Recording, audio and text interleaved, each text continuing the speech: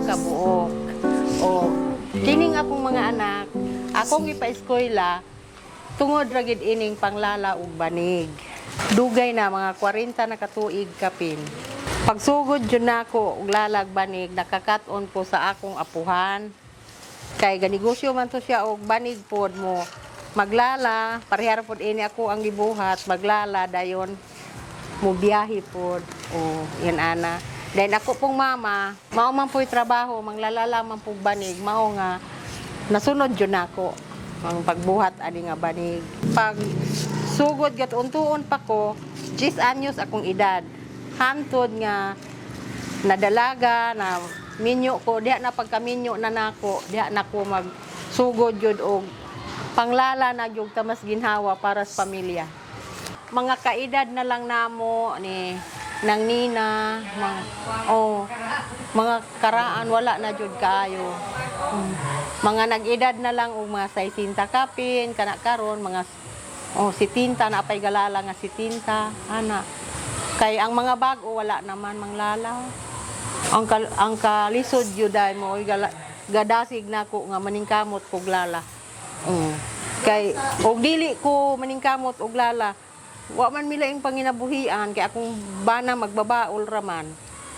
Mao may ako ang napili kay wala man diri sa amo ang barangay, wala may nagpadayon sa pagbuhat sa mga native nga product. Unya ako ramang gisulayan nga ang mga banig namo akong ibiyahe makwartahan man, maginansyahan man ako.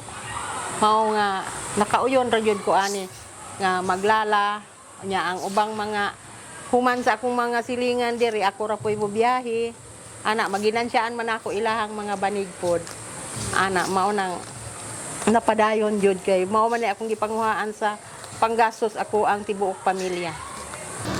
Kada semana jud naglala gyud ni kanang magabi maglalami unya kani akong mga kauban maglala gyud na sila kada adlaw. Ang usa ka banig duha man ka adlaw trabahoon. Ang sukod ana niya kay 5 feet by 6 feet. Sa sinugdanan jud sa wa pa koy suki, pagdaladala kog banig tagurha ka buok. Usa akong bikingon ang single, nasulod-sulod ko sa mga kuan kanang mga opisina. Nang hagad ko nga orderan ko nila. Mo to'y sinugdanan jud nga nakasuki ko. Nya sa carbon, daladala po kog single og dili usahay sa una nga wa pa jud koy suki, magunting ko ana lala ko gamay. Muy ako isample nila. Iyon ani among banig sa badyan. Mao na sinugdanan jud sa nakasuki ko. Ang primero gid ana pagkuha sa pandan. Dayon sunod kuhaan sa tunok. Ang kada kilid ug ang tunga. Sunod, lilason. Kung ano ni siya, na may lilasan ini, iana, para maangay o gidagkuon. Muna mong hinganlag lilason, dayon. Human sa lilas, isablay na pod.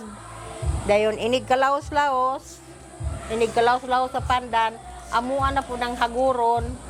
Dayon, ikaw maghagod, isablay na pod. Pag-uga, kuhaon na, dayon, haguron na pod, usa na pod lalaon. Iyon ana kakuti. Buhatan nimo og iyon ana. Dayon ipiko. Dayon ana. Mo nay primero nga kuan. Dayon ana. Dayon sigihan na siyag dugang.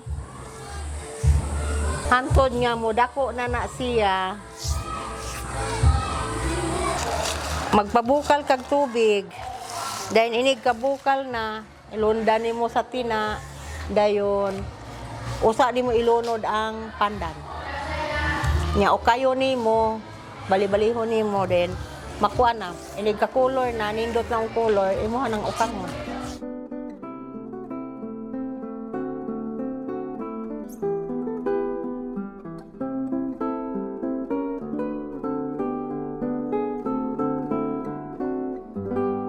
Ako si Beatriz Beriarmente, nagpuyo sa Dagatan, Badyan, Cebu. Ug mao kini ang akong obra nga banig gikan sa tanom nga pandan.